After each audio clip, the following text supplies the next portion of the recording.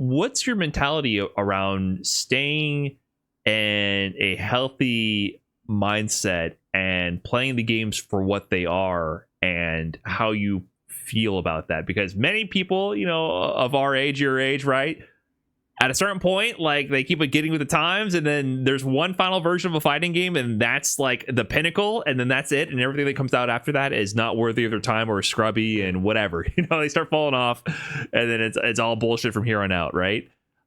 I don't get that vibe from you, and I feel like that's part of your strength for your longevity and adaptability across all these different eras of the games you competed in. Have you ever thought about this approach, or have you noticed this trend yourself, and do you ever have to like catch yourself mentally? Like, I wonder how you stay positive, focused, and competitive across all these changes for so long.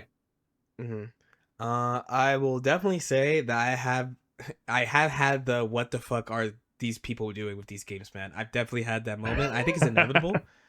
Truthfully, if you go through stuff, so BB was early enough that, like, I'm like, oh, it's a new game. When Persona came out, I clearly remember like a month or two after Persona coming out, I was like, this game's easy, man. I fucking get it, man. This is my game. I get it. I get this game. And like 7 months later, I was like, dude, what was I thinking? I don't know shit about this. This game is hard as fuck. Like, what happened? That's like the first step. In Dragon Ball, I will always give my props to Kizzy K, because Kizzy, if it wasn't for Kizzy, I would have quit Dragon Ball really early, like within 3 years. I was like, this game is so bad. It is such a bad game. I was like, what the fuck did they do? Nothing makes sense. I'm just losing my shit. And Kizzy was like, you know what? You only think that because you don't play Trunks, like you said you would, because you like Trunks. Change your fucking future, man. You gotta play Trunks. And I was like, you're right. I play Trunks, love the game. And I'm like, And then I was like, wait, the game sucks, but Trunks is in it. That's the actual. The game sucks, but Trunks is in it, so it's playable. And I remembered from like GG, because Exert has like a good reputation for a fighting game, but like, I mean, I compete in it. Like, the game is fucking annoying as fuck to play, but Milia's in the game. I like Milia, and Milia makes the game fun and playable. So that got me through for a little bit. But after year 1 of Dragon Ball, I was like, dude, what? Like, I want to say the game is random really bad, but the same people win all the time. So there's only 2 things here.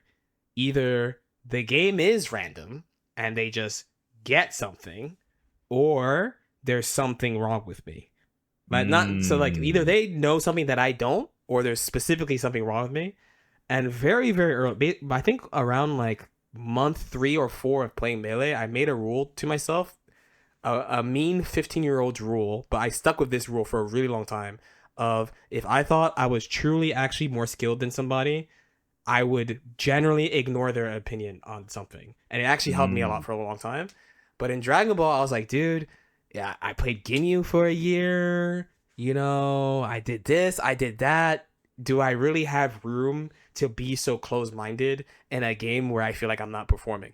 So I spent Dragon Ball Season 2 basically opening the floodgates. I'm like, I'll ask anybody. I'll take all feedback. I'll take all criticism. I'll review everyone's thoughts. I'll ask people. I spent a whole year doing this until the end of the year. The Season 2 finals in France. And in France, I was like, I was the problem. It was me. I was the problem. And my problem was I wanted to play Dragon Ball like it was not Dragon Ball. And that's why I was going so crazy. And the people who were winning all the time, they would just play. And each person had their own way. Either they would just play the meta, or there would be like a specific mechanic they're really good at using, or there would be a specific. I started identifying patterns with all the people who did the best. And Dragon Ball is like the first international anime game. So I don't know if they have this moment in Street Fighter, but for example, there's a player from Spain. His name's Shanks. And he plays Android 18 Adult Gohan SSJ Goku the entirety of the first 2 years of the game. And if you look at that team as a North American player, you're like, Android 18, like SSJ Goku at the beginning, especially at the beginning of the game, where everyone's playing like SSJ Vegeta and Cell. Right. And by the middle of Season 2, I was like, there's a lot here, actually. And people are just kind of like highballing browing him because we're team fighting game players from America. We know real team games because we know Marvel, and he has the team actually has a ton of stuff that's really good about it if you just look at it. Or there would be like, all right, what makes Sonic's team so good? Well, Sonic really one, they play Bardock really early. They're good at identifying things that are broken about characters incredibly quickly compared to other people.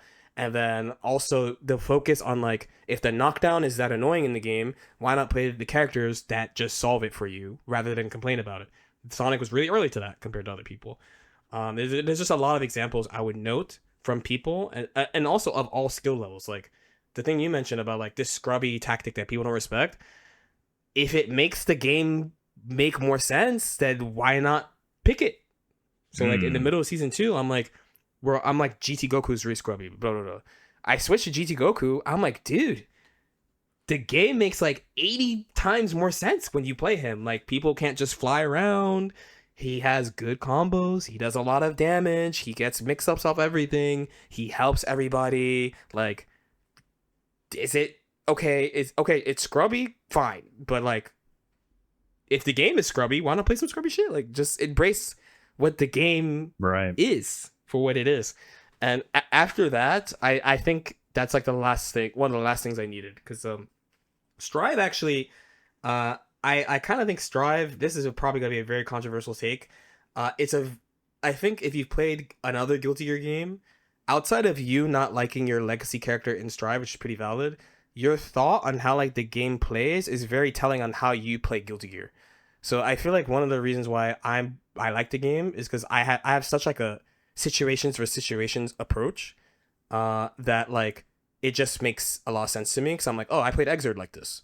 Like the situations are different because the game is different, but like I played Xrd like this. It has like all these things that I'm used to. It's also why I think I started doing really well really early in the game, despite Milia being really weak when the game came out. It was because I had this approach from Xrd. But in Xrd, I think like a mid-tier tournament player, they like highbrow Strive because they're like, there's no movement. But from my perspective, I'm like, no, not there's no movement. Your movement sucks. The game lets you move this way, and you haven't really played someone good enough to be like, no, fuck you, you can't do that.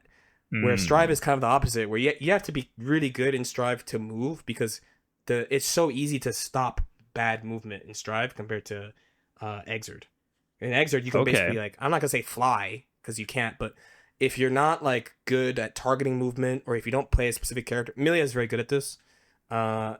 You can like chase people down in spots where they're not ready for and stuff, and that's like auto filter. You're not ready to play the real game. But in Strive, like a random can do it to you basically, which people like don't like.